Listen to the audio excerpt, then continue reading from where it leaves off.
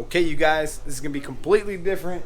Welcome back to the YouTube Barber Academy. I'm Mr. Eddie Barber, and I'm actually going to walk you through a haircut, and I'm going to talk while I cut it, so I can explain everything I do while I do it, and maybe it can help you. Check out the tools.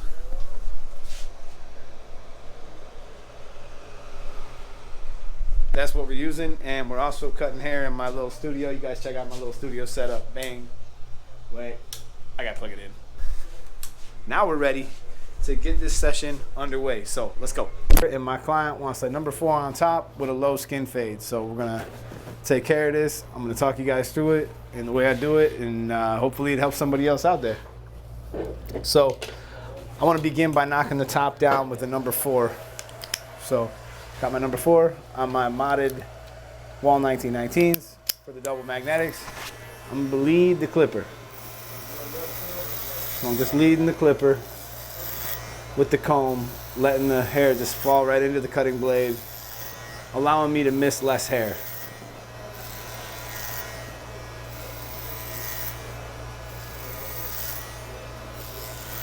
So we're knocking that down. The other thing I like to keep near me, like whenever I cut the top of somebody's hair, is I like to keep my little brush near me, because I know that a lot of this hair tends to fall on their face. That makes them kind of itchy, so I just want to make sure that they're comfortable through this process. Okay, I got a 3.5 right here for my detachable, my Oster Volt, one of the best clippers I own, the most useful one I have. And we're just going to remove this bulk so that I can see what's going on underneath. This number 3.5 is going to blend pretty good with the 4. Basically, all I'm trying to do is kind of get some of this stuff out of my way. And especially during this process, I'm going to go around the whole head. There's really no reason to only do half. You guys kind of can get an idea what this does. During the fade, I'm going to show the entire fade, both sides and the back. But being that this is just a bulk removing process, we just want to get rid of that, quickly. I can go ahead and I can put in my skin line. Now they can kind of see what I'm doing. So what I like to do is I like to put it in just behind the hairline here and keep it kind of low, because again, he wants this fade to stay low, so I don't want this to get too high, and it'd be really easy right now to set yourself up for failure. So I'm going to drop a little bit lower. I want it to drop down in the back below the occipital bone, and just give yourself about a finger's width above the ear. That's kind of a good measurement. All you guys got fingers out there, I hope. Well, maybe some of you don't. Maybe you use something else. But it just gives you some kind of reference, a point of reference to use. And when I get to about the center of the back, that's when I'm going to flip him around so that I can actually see this other side. So I'm just going to spin him.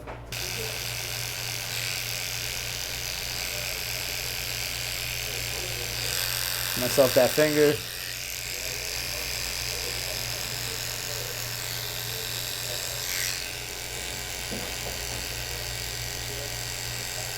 Okay, this blade that I'm using, I just want to talk about this for a second. This is a 5-0. 5-0s is equivalent to your trimmer. I was talking about a video last week, and I had people asking questions about that. So that's really all that is.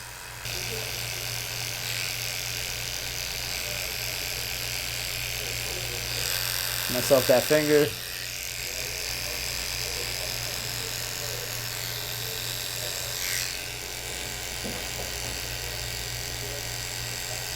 Okay, this blade that I'm using, I just want to talk about this for a second. This is a 5-0. 5-0s is equivalent to your trimmer. I was talking about a video last week, and I had people asking questions about that. So that's really all that is. Now I'm just going to connect both of these. And the beauty of using this machine to do the blend is the fact that the jump from skin to 5-0s is going to be really, really small. It's very minimum, so that we know that it's going to be easy to make that blend happen in between there and there. So I want to make sure that I got my line set pretty good.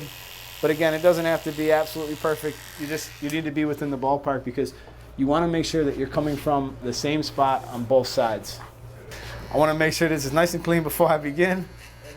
And I just want to clean up the very bottom. In areas where it was hard to get that big bulky machine in, you could just use your trimmer. And just make sure that this is nice and prepped before you use your skin box. whatever you're going to use, whatever electric shaver you want to use. I of course prefer my Braun Series 9. I feel like that machine moves the fastest, and is more importantly not so much the speed of it, is the fact that it doesn't cause client discomfort.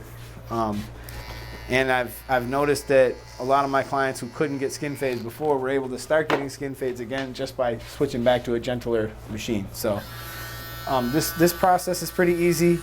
We just don't want to run it right into that line. I've talked about this in a lot of videos when I had the diagram, but right as I'm getting close to that line, I want to start lifting off, reducing my tension, or possibly coming down with the grain and just eliminating that. At the very bottom of the neck, you can push as hard as you want. That's going to get it close. But as you get to the top, you want to start releasing your tension.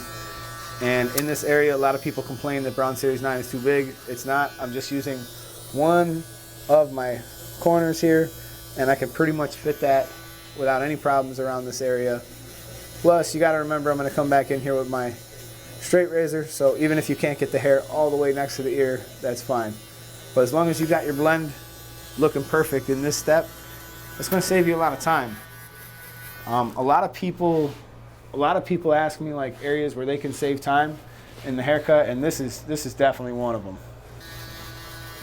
Between the skin and the 5-0, it's going to stop you from having to go back to your trimmers. It's going to stop you from struggling in between the blend there, and you're going to find it, you know, a lot faster when you're not going back and recovering steps that you've already missed. So this is kind of like a checkpoint in almost all my fades. I mean, to this point, I do a lot of these exactly the same. I'll get all this prep work exactly the same. All this is done nice and smooth. He's good to go. And I can actually begin the blend with my 1919 now. Next step, grab the wall 1919. We're going to open it up, and we're just going to create our open taper guideline. I like to kind of keep a little bit of like a loose wrist kind of a motion here, where I'm not pushing too hard on that, because this is a lower fade and I want it to stay lower. I'm just going to create myself about a ½ inch with this open taper.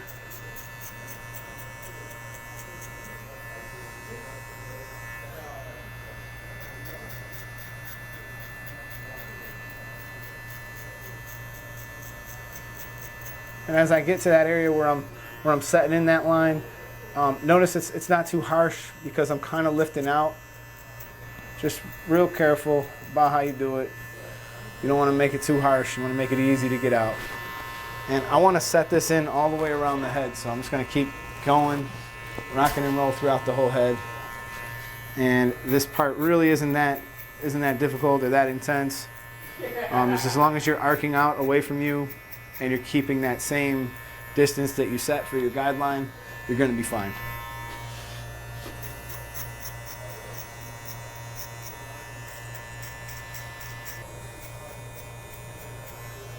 Now, it's pretty common for like people to have hair a little bit thicker on one side of the head, or I should say more density, which is the amount of hair per square inch on one side of the head.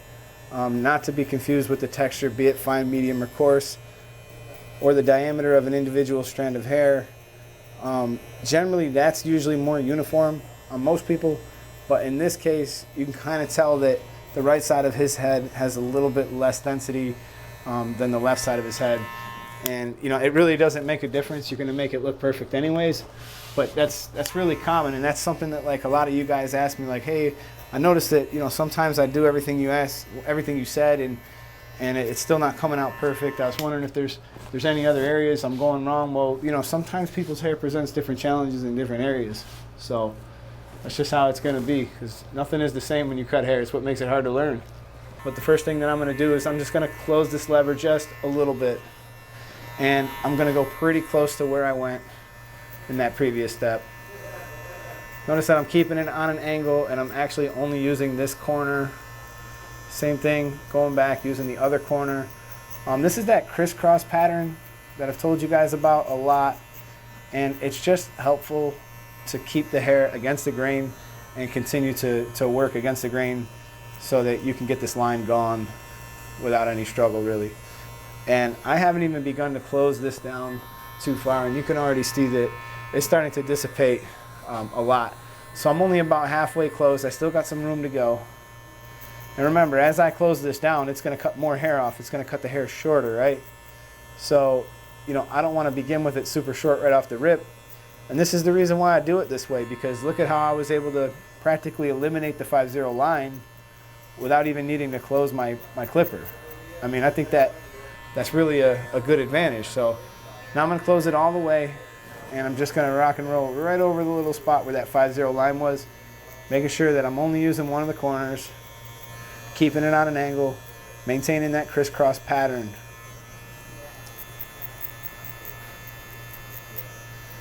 And you're going to see that that blends out pretty good. All right, the next step. You guys got a few options here. Sometimes you can go straight to the number 1 and you can skip the half.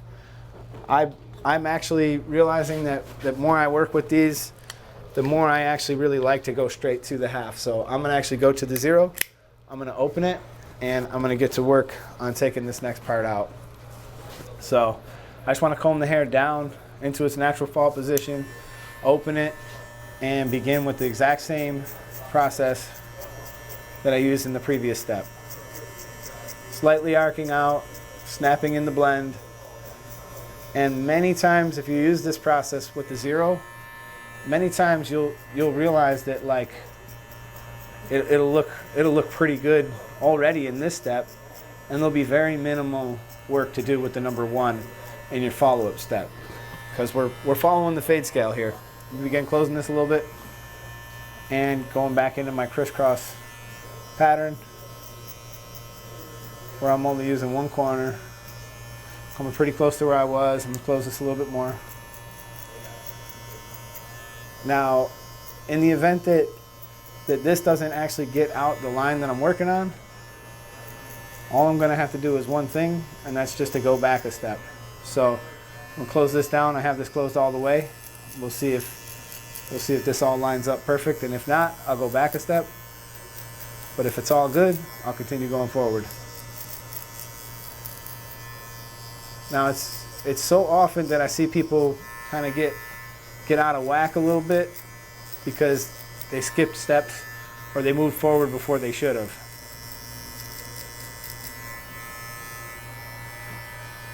So like right now, it's looking pretty good, but I do have this marginal bit of residual, so I'm just going to go ahead and I'm going to take that out real quick. So that means I'm going to go back to the open taper, and I'm just going to rock and roll with just the corner of the blade, and that seems to have taken it out for the most part. I'll just bump it down a tiny bit more. Tiny bit more.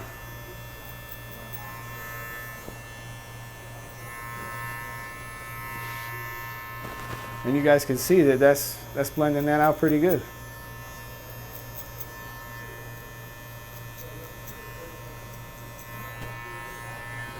Now it's real easy to get like frustrated in certain areas of the hair where like you might feel the need to just thrust this in there and get crazy. Like just be patient, be methodical, go back a step, go forward a step if you gotta, if you get stuck. But the nice thing about going back and forward one step is the fact that you know exactly where you are. Now if you are like 3 steps ahead than where you should be, going back might not be what fixes it. So I'm going to begin up the progression. We're down to a number 1 now, and this number 1 is going to pretty much clean up most of this blend.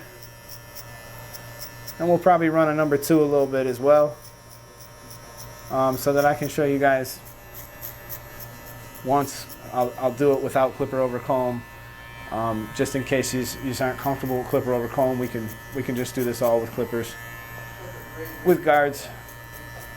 So I got this wide open, and at the wide open stage, it's actually cleaning this up real good. We got just a little bit of shadow, and we begin closing this down, and we're working our way through. Just using the corner. I realize this might be hard to see on camera, and many times when I do my voiceover, I wish I would do a better job at explaining this, but I'm not actually like leaving the head, right? I'm keeping it on the head. I'm elevating one corner of the blade so that only that right side is touching, and that allows me to control drastically the amount of change that I'm creating. And you know, as I begin to work my way through this process, if I do have any residual, then guess what? I'm gonna have to go back to the half for a second. So I'll go back to the half for a second, and I'll finish off that little portion of the blend and let those two meet, so that those two lengths meet perfectly, and we have a nice smooth blend all the way up.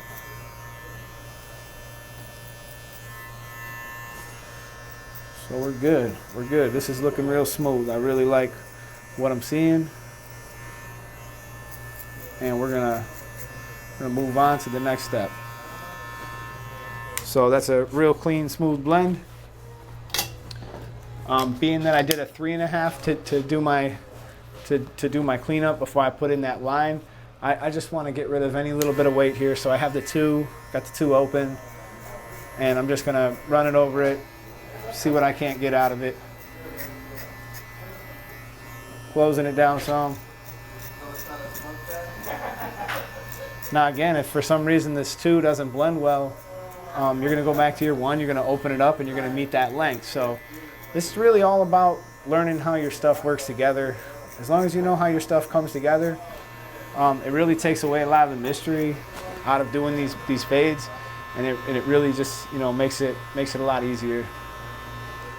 So like right here, I can see that there's still like a little bit that I want to clean up. But that's what's great about using some scissor over comb or some texturizing shears. I will return to that area with the texturizing shears, but for now we're going to work on the other side. Begin with the open taper all the way. I just want to feel it, you know, feel where that hair is beginning to get cut, and begin closing this just a little bit at a time. Get as close as you can to that line while keeping it on that angle, just using that corner, keeping it flush, not leaving the head and banging them in the head over and over again. That doesn't feel good. But due to the lower density on this side, I mean, you can already see a lot of that lines come out with just the first movement. So I move the lever down a little bit more, repeat the process, little crisscross action, following my way down.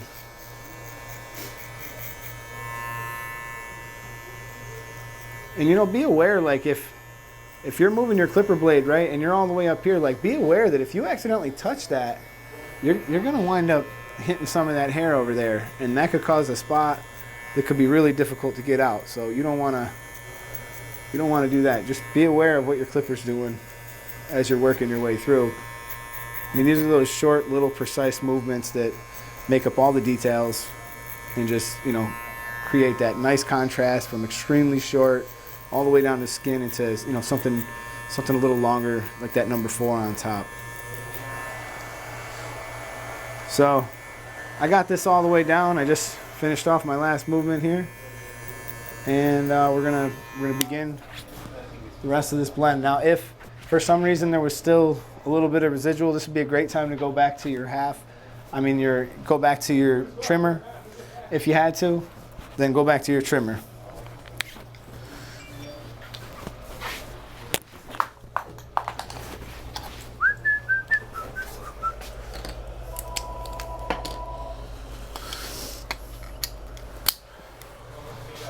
Okay, so again, I'm going to open up the half guard. I'm going to repeat the exact same steps.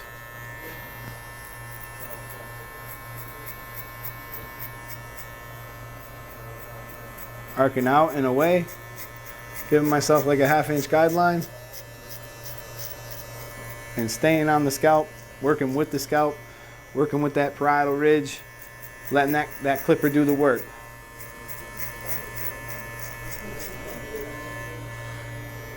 Now you can see, like, just that, I mean, just that has really handled a lot of my blend already, and you can see how easy this side is going to blend compared to, you know, fighting with that other side a little bit. So I'm going to close this down a little bit, keep on working down.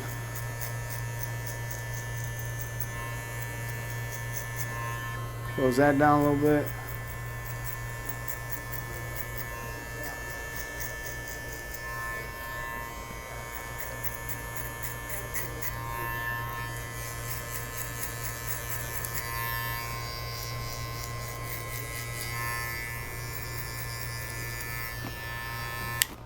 right, look how nice and smooth that is. We're gonna go to number 1. We'll finish up this side. 1, possibly hit the 2 a little bit. We'll start with this wide open.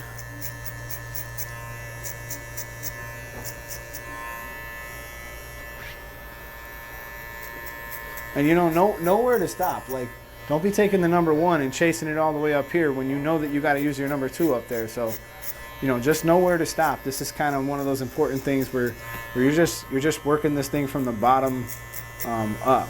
You know, so like, don't think that you're going to be able to handle everything with this number 1 that's left. That's a big mistake. I see people run themselves into some trouble that way, and they wind up, you know, creating more work for themselves.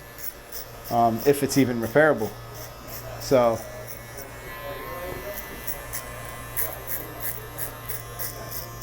I'm just going to go ahead and remove some of this bulk at the bottom with the number 1 while I got it out, because we're going to switch to the back here in a second, and I'm going to finish that up. But in order to connect the sides to the back real nice, I just wanted to remove some of that bulk.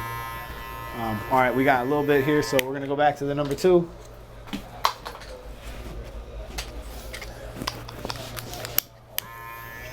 Open it up.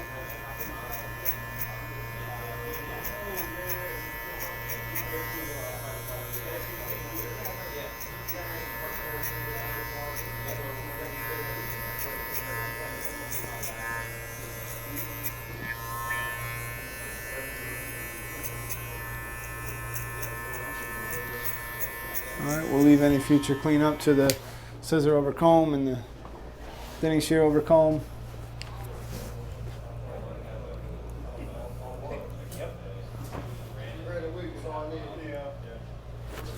All right, well, while I got the number 2 out, I'm just gonna clean up the area of the crown. Kind of get rid of all this hair. So that way I just got a minimal amount to do. I just got to take care of the bottom, make sure it connects well. A little scissor over comb on top and the edge up, and we'll be set. So maybe look down a little bit. All right. Kind of see where we left off with the open taper. And we'll begin closing it again. Just a case of repeating the same steps over and over again, and coming up with some pretty good results. And then also, like, knowing when to use what technique in what situation. Like, this technique works well in this situation. Maybe if he had longer hair on top, I might change a few things around. I might do things in different orders, just because, you know, experience has kind of taught me, like, what causes problems and what saves you time and that kind of thing. That's why, you know, you guys got to stay tuned into the channel so that you can catch up on those things. Camera's kind of tilted, whatever. Going in with the open. And we're going to close this up a little bit.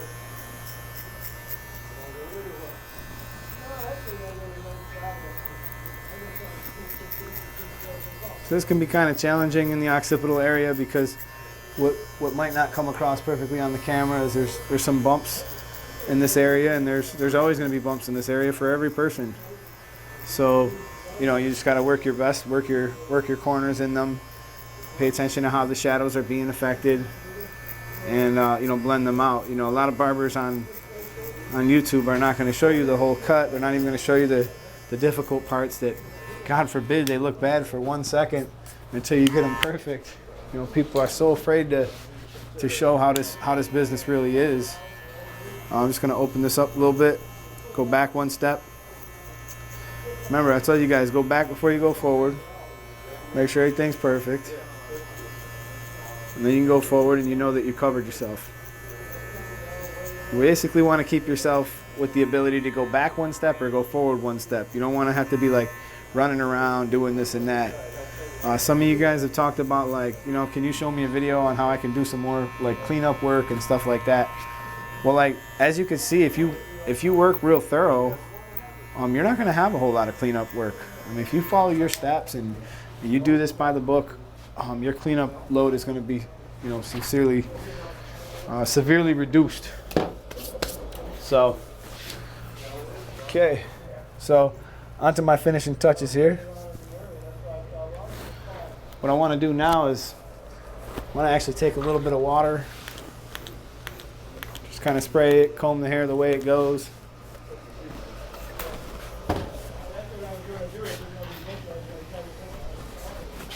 One of my favorite combs to use for this is just a regular taper comb, just because it gets so small that it makes life a lot easier instead of using that big comb that I just had a second ago. And we'll just handle this with some shear over comb. So what I try to do is try to keep the bottom blade still a little bit, and that's just going to help you be more accurate about like where you're doing it. And then just travel up the side of the head. Now this isn't like one of those things that you just do once and it's perfect. This is a thing where like you take a little bit, you see how it lays. You take a little bit, you see how it lays. And be real careful coming into people's bangs, because like as you could see, if I lifted this up and I hacked it, he'd have no bangs. And in this case, because we use the number 4, we're going to use his bangs to become part of the edge up. So I don't want to destroy that. Okay, on this side, same thing.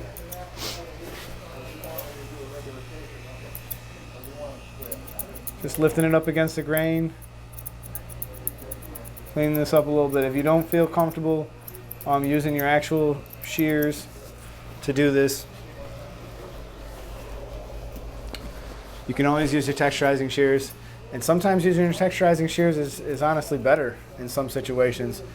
You know, if I see a clear amount of hair that needs to come off, well, I kind of like to use my actual shears. But if I see just a little bit of cleanup, well, maybe it's good to use your texturizing shears, because you don't want to create more work for yourself. All right.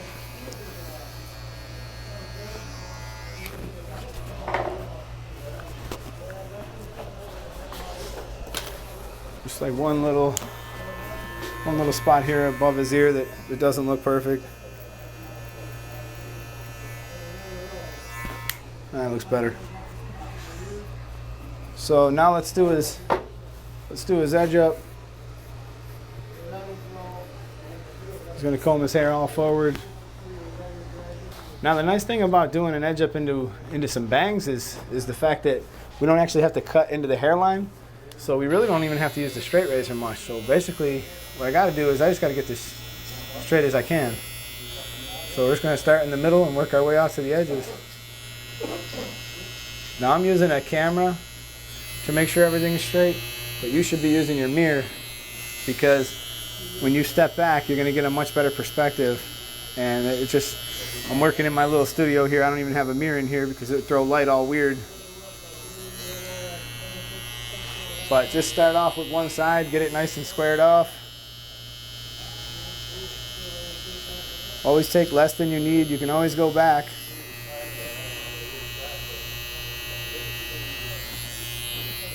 And something I do all the time is I direct my client's head this way so that I'm not walking all around them.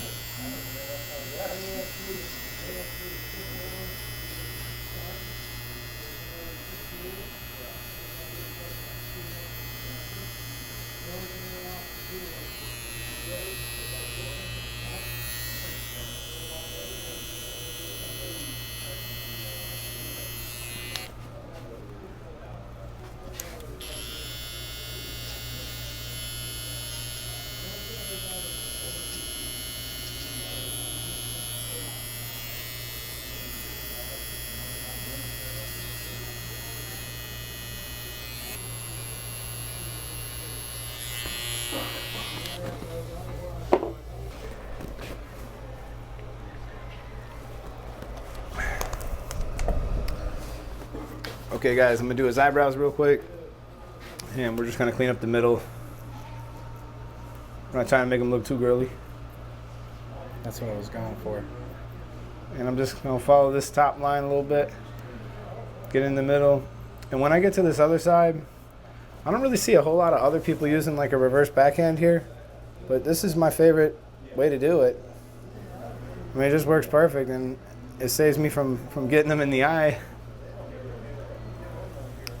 I'm not sure how everybody else does it, but that's kind of my way. And like I said, we don't get too crazy trying to make them look too perfect. We just want to have a party of 2 instead of a party of 1 here, which you had a party of. You had a party of 2. So you're gonna notice that his bangs are like a little bit curly, so probably every time you comb it, they're gonna come out like a hair or 2 that you want to get perfect. This is another grip I use a lot of times when I'm doing that fine detail and I really want to have a lot of control. Like if you notice, shut him off so I don't cut the side of his head. I'm actually like anchoring alongside of his head and I'm holding it in the pencil grip, and it just gives me like a ton of control over what I'm gonna do. So sometimes that's like a grip that I'll use. Now for my grand finale here, something that I always try to do before I let anybody leave is I spray the top of their hair and I'll comb it out against the grain.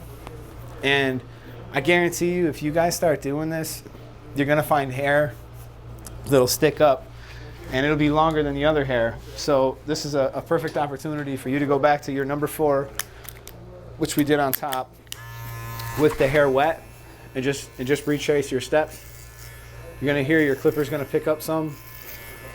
This'll help reduce that client who goes home and kind of like checks his hair out after you're done, after he's done a shampoo. All of a sudden he's got these long ones sticking up, and now that can come from a couple reasons, but it's basically just laziness on the part of the barber. So just go back through. You're almost done. You've taken good care of your client thus far. You're gonna get some dope Instagram pictures, and you're gonna have something nice to advertise with, and he's gonna have a great haircut to go around town with. So just, I know you guys are in the 9th inning here, but put in that little extra work and make sure that it actually looks perfect.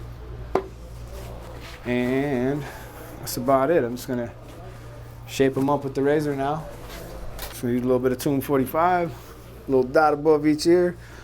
I've learned to be a little bit more conservative with this stuff because it's very easy to just dump a ton on and you don't really need it. It works great. So shout out to Bossio for that one.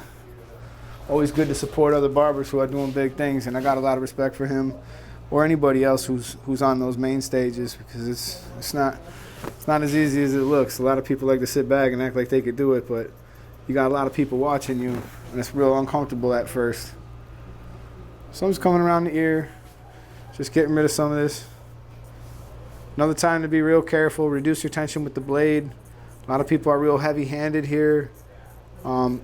There's no reason to cut him right now when you're right about to get a great picture and everything, and especially on the YouTube, so that you guys can clown me if I cut him.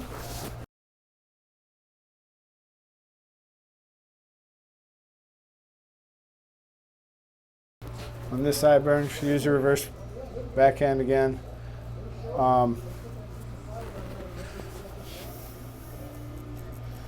That's what I meant on the eyebrows. If I said reverse freehand, I meant reverse backhand. I don't know who else uses that, but I certainly use it quite a bit. And it's going to take care of some of this vellus hair. Not trying to make like too distinctive an edge up into this blonde hair. It's not going to show anyways, so there's no reason to push him back. I do like to stand behind people when I do this. Like if you notice, like I'll stand behind, reach over, and I'll use the tip of the blade to create this line that I'm trying to do. And I'll do that on both sides.